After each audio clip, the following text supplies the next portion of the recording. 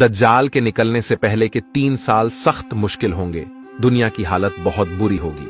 पहले साल जमीन 1/3 पैदावार और आसमान 1/3 बारिश रोक लेंगे। दूसरे साल जमीन 2/3 पैदावार और आसमान 2/3 बारिश रोक लेंगे।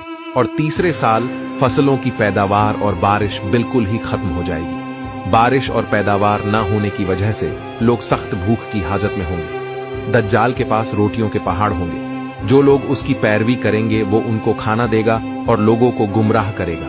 दज्जाल के निकलने से पहले फितने और कत्लों गैरत आम हो जाएगी। लोग एक दूसरे को कत्ल कर रहे होंगे। तब दज्जाल मशरिक की तरफ एक खुरासान नामी शहर से निकलेगा।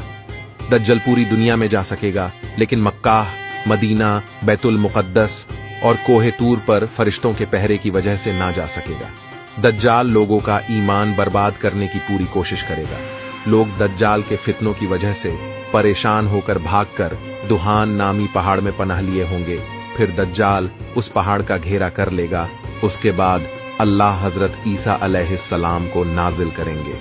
ईसा अलैहिस्सलाम मकाम लूत पर दज्जाल को कत्ल करेंगे और उसके पैरोकार में से किसी एक को भी नहीं छोड़ेंगे।